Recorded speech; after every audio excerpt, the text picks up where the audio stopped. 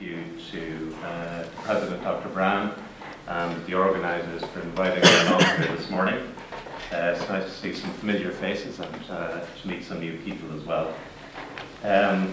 Forgive me at the outset if I don't take my full allocation of 45 minutes. I'll say what I have to say and then depart.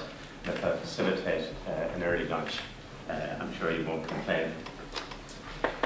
Congratulations as well to Alma and our colleagues, and I think a very useful contribution to the discussion on leadership development, because I think the kind of research that carried out is actually very important in terms of understanding some of the issues that we're going to be talking about today. The Institute of Public Administration, as I guess a number of you know, is involved very much in practical engagement with the public sector, but also, I suppose, in more academic engagement as well. So we straddle, I suppose, the world of practice and theory to a certain extent. And in my few remarks to you today, I really want to, I suppose, think and talk a little bit about practice and how it relates to some of the models of leadership and the approaches to leadership that are spoke about, and particularly what might be useful in terms of thinking about leadership in terms of where we are right now. For those of you that are interested, there is a copy of the short paper available at the end of the presentation and a few slides which I'm really just going to use for summarising purposes as I go along. The issue, I suppose, of leadership capacity in the public service has come into fairly sharp focus in recent times because of the debate on the financial and economic crisis. And a critical question that arises, of course, is the extent to which leadership capacity in the public service may have either contributed or allowed the crisis to develop. And therefore, how might we need to develop leadership capacity for the future? And in talking to you today and addressing this topic, I wanted briefly to address these four, what I think are important questions.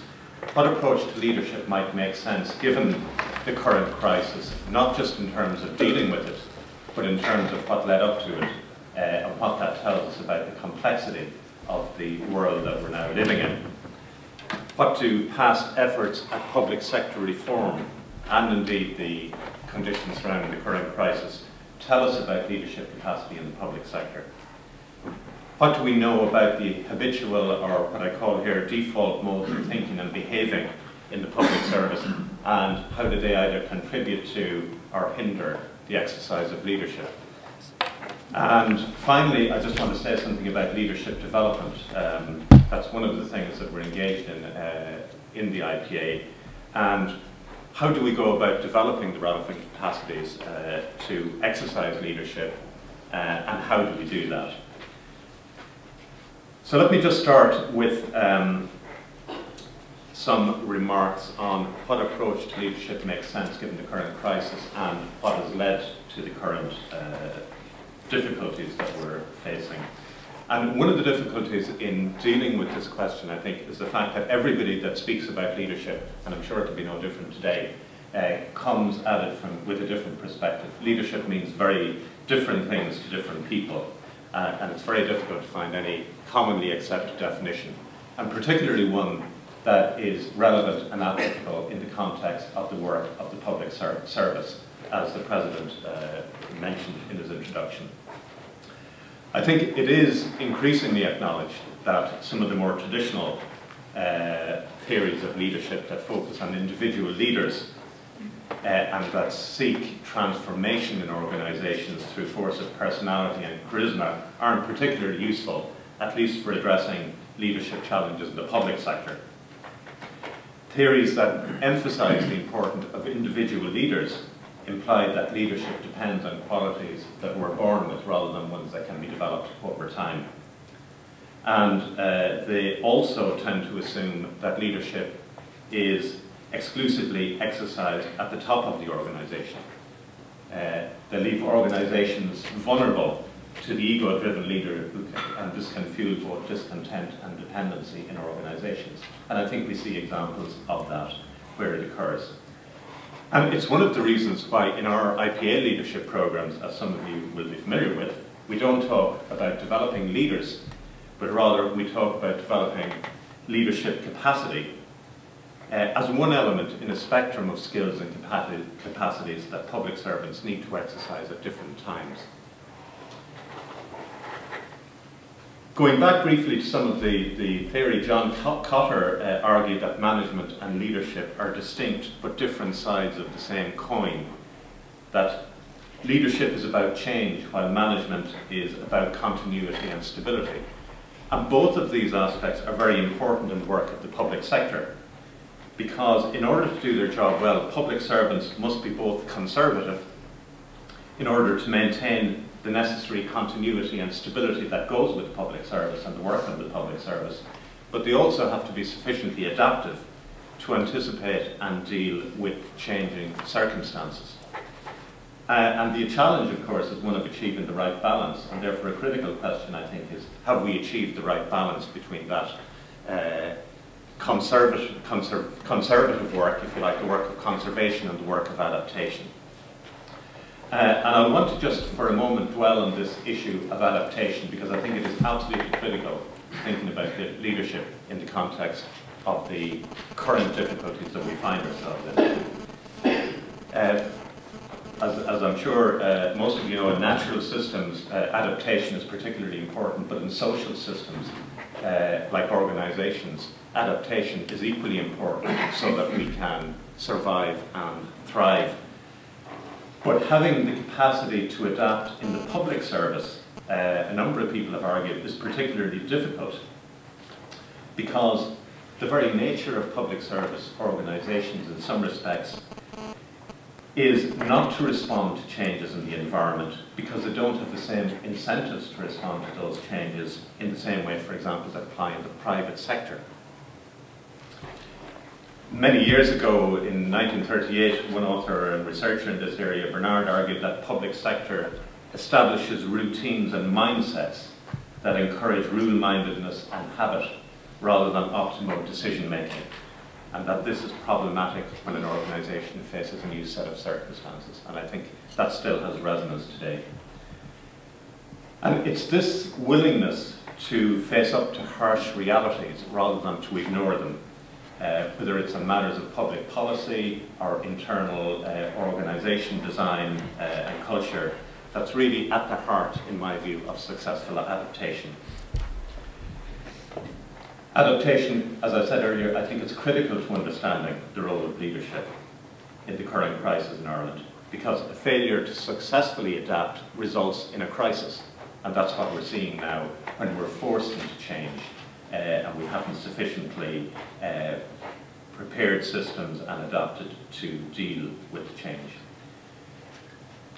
A theory of adaptive leadership, as a number of you will be familiar with, has been developed by Heifetz and colleagues at Harvard University, and that really proposes that public sector leadership must be seen primarily as about promoting and achieving successful adaptation to changing circumstances.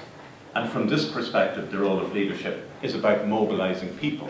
It's about mobilising people in organisations, in communities, in stakeholder groups, in society more generally, to move beyond the familiar patterns that they're familiar with, and to deal with difficult issues that people often don't want to deal with. And I think we're seeing lots of evidence of this happening in the current situation.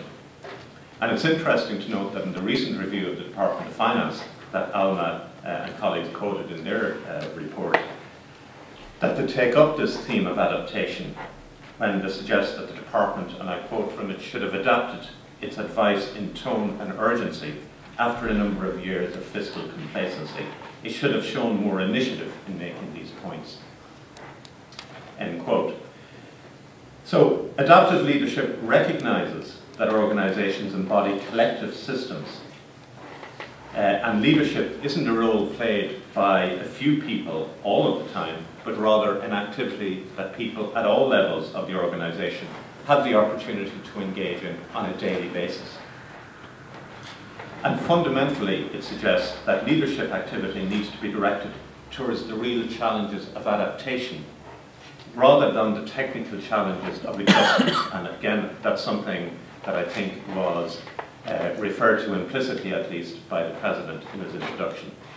While the technical adjustments are important, they do respond to the effective application of management, while addressing challenges of adaptation are, in my view, fundamentally about leadership. So, in summary, what approaches to leadership make sense in the current crisis? Well, I think one approach that makes sense is related to this issue of adaptation, because it's about helping systems to learn and adapt to new circumstances, and this means mobilising people to address difficult challenges. Just moving on to the second question that I want to consider. What do we, or what can we learn or tell about leadership capacity in public service, given all of the past efforts we've seen at public sector reform, and indeed what's led up to the current crisis? What does the evidence tell us about leadership capacity?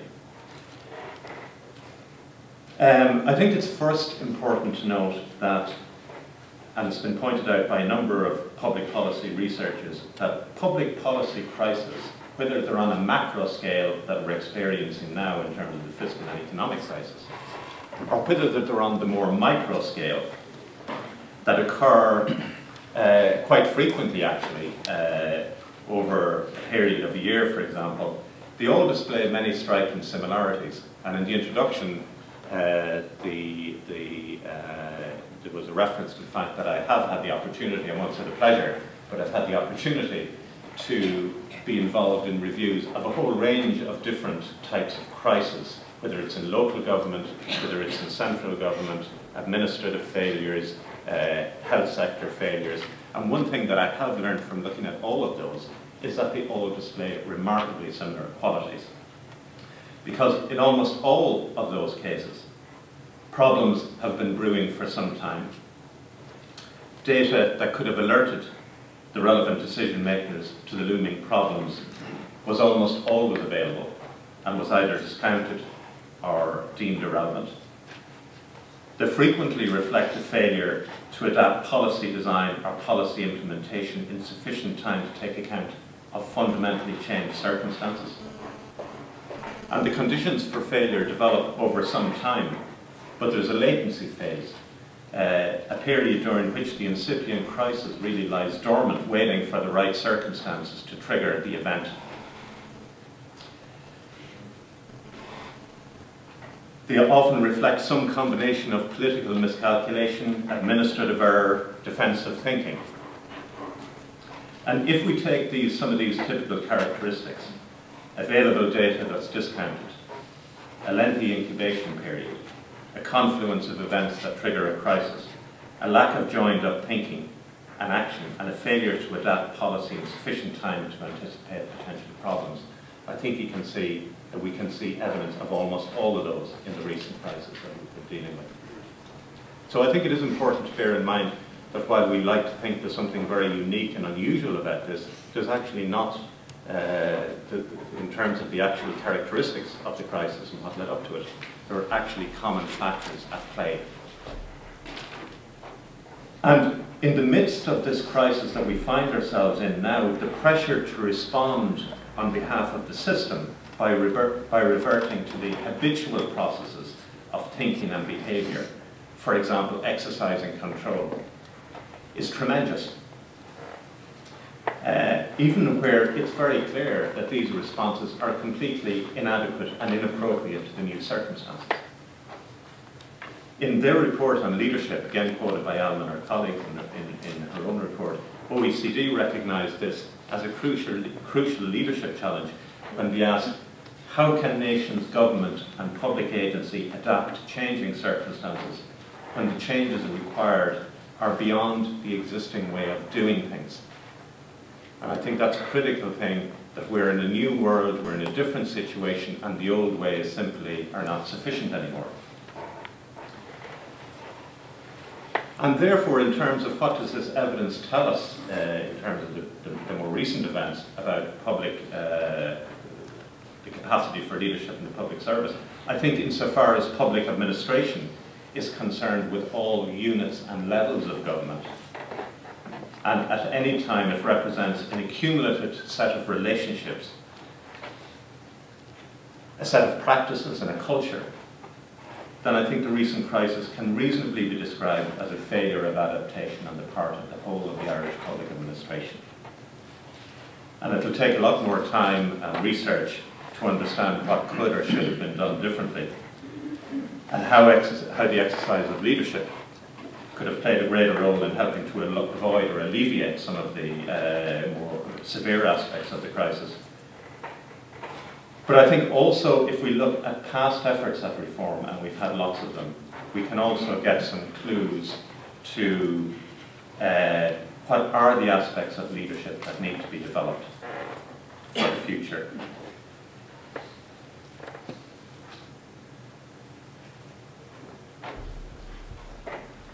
So, briefly, I suppose, in terms of looking at past efforts at reform, the crisis reflects failure to successfully adapt.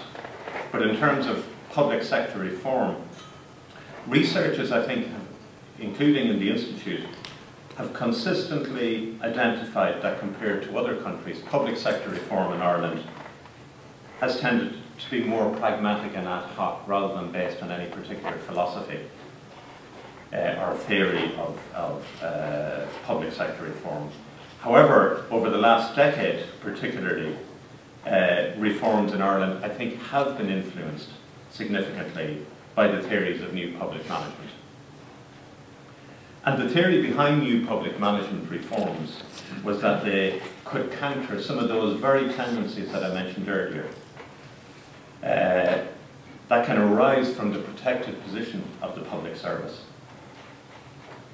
And that these reforms would bring about a situation where, to quote John Levy, bureaucratic paddling is replaced by an administrative permanent revolution, which sounds very positive.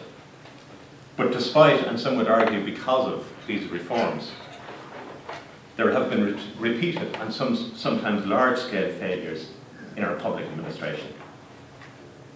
And in fact, many authors and researchers have argued that it's the very new public management-based reforms themselves, including the trend towards agentification, that have contributed to the complexity of the public service and have contributed to the number of failures that we've seen. New public management reforms are based on an orthodox view of public administration that places a very high value on rationality, efficiency, and hierarchical control.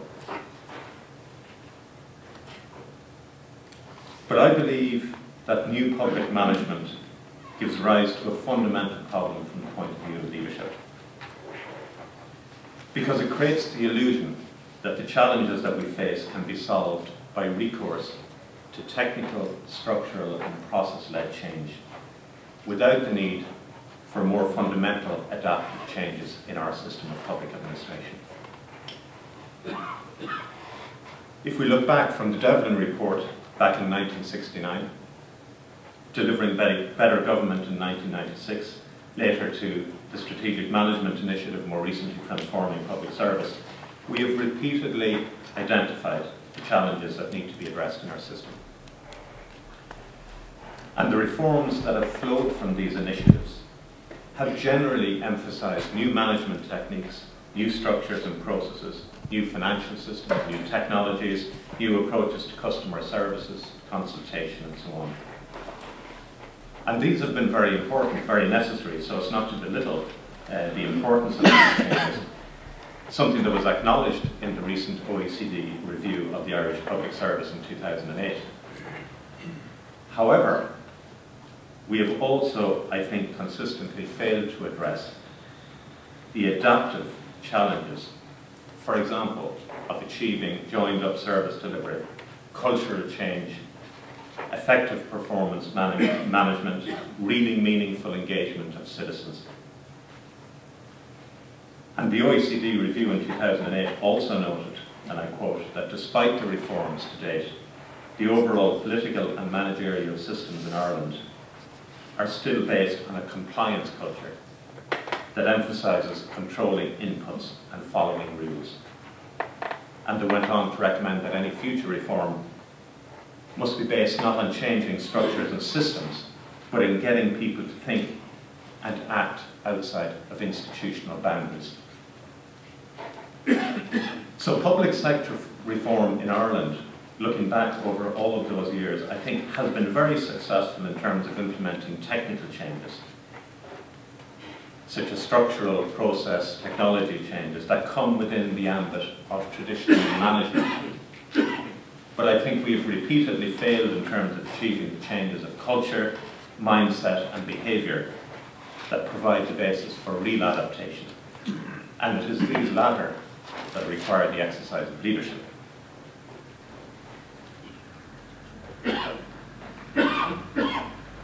Just briefly to dwell on the issue of what I'm calling here the default modes of thinking or behaviour in the public service. And this is something that I think has been very much highlighted by Alma and colleagues in her report that's been launched today. Because I think it's important to know what are the behaviours, what are the approaches that are there, particularly within senior levels of the public service, and how do they help and how do they hinder in terms of the challenges that we now face. And I suppose, not surprisingly, insofar as managers within the system come to reflect over time the systems of which they are part, and that's true of all of us.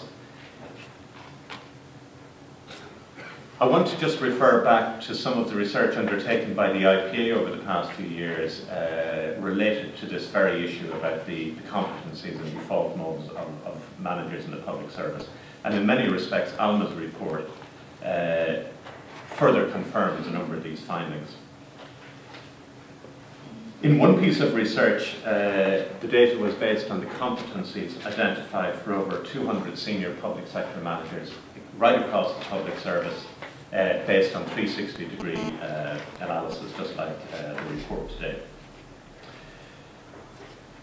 And allowing that there are naturally many individual variations in the data, the composite profiles of these managers reflect a very strong capacity for developing strategies, for developing plans, for structuring and for controlling, for seeking consensus.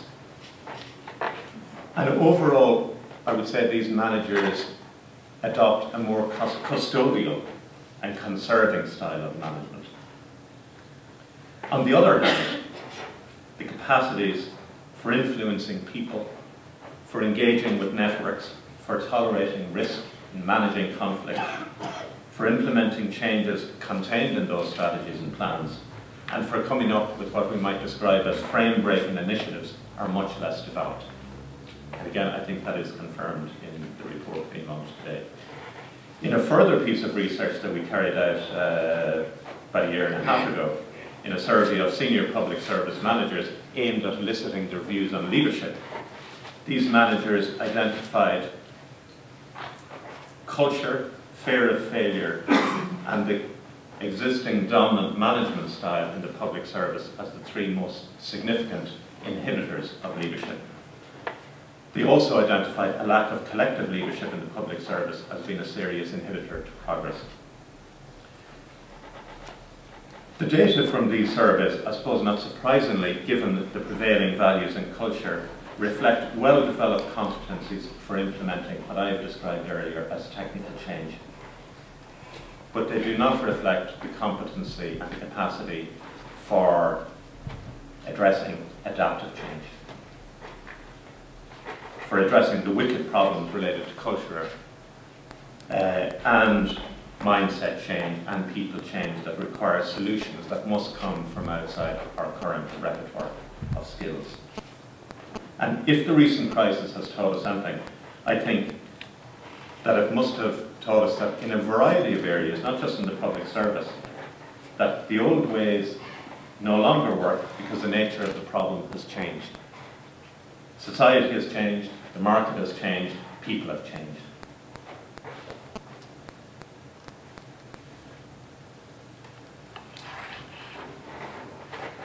So in summary, in terms of what we see from the research related to the public service, they clearly reflect the culture of which those managers are part of, the system of which they're part of.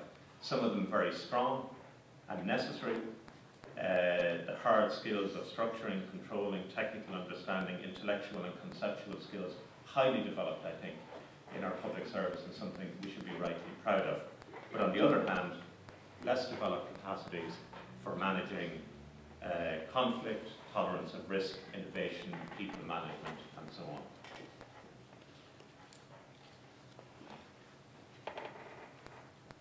And finally, I just want the final question I wanted to address briefly is, if that is the case, and that is they are the capacities that we see, and these are the challenges that we face, what can we do then in terms of leadership development?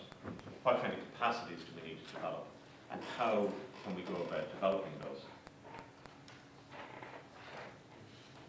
I think the first thing to say is that from the point of view of leadership development, we have to recognise, as I've just mentioned, that prevailing values and culture have significantly shaped the ways of thinking and behaving in the public service, not least at senior levels. And while these may have helped us be successful in the past, they're not sufficient, I think clearly, to bring us success in the future without some change. Therefore, the leadership development process isn't just about learning new things, it's also about identifying and unlearning certain default behaviours and approaches that are no longer useful. And this is an extremely challenging task, and one that we've experienced from a teaching point of view over many years, because it's very difficult for people at senior levels to allow themselves to be incompetent, even temporarily, and even in the pursuit of new learning. If we're to learn from the current crisis and develop leadership capacity in our system to successfully anticipate and adapt to changed circumstances, I think there are a number of capacities that need to be further developed. And the OECD report in 2008 pointed us in this direction when they said that we need now in the public service to look beyond our own internal logic, embrace new ways of looking at some familiar problems. They also argued that we need to develop a system where there's disciplined innovation, risk-taking and experimentation, and that these are actively encouraged. But this demands that public servants have to learn to move beyond familiar interpretations and mindsets and assumptions that sometimes might seek to preserve and confirm already settled positions or protect vested interests. So in a sense, the leadership challenge now is to develop the capacity for anticipating and interpreting the significance of critical environmental changes, for being aware of and open to disconfirming data, for challenging settled mindsets and cultures in the interest of adaptation, for developing the skill to manage the inevitable conflicts that will arise from the resulting disequilibrium both inside and outside the organisational system, for developing a greater tolerance for risk, and I think importantly, developing a greater capacity in our public administration system for collective leadership, exercising collective leadership in the public service, and thereby creating a learning system of public administration. And if there are some of the capacities that we need to develop, I think then it's worth briefly mentioning, very briefly mentioning, how is it appropriate to develop those capacities. And I think it's very clear to a number of us involved in this area that they can't be developed within a traditional classroom or pedagogical environment. If, as I've argued, is the case that the leadership challenge is about addressing complex issues fraught with ambiguity, and that require developing a tolerance for risk, for conflict management, a capacity for innovation, then the learning environment must reflect and recreate these conditions. It must allow those participating in that learning exercise to experience what it's like to deal with difficult and challenging issues, and how their own default settings that we've spoken about and their own choices can inhibit their ability to respond, and also how they can develop their own resilience to sustain effort and commitment despite enormous pressures that are on our public servants at the moment.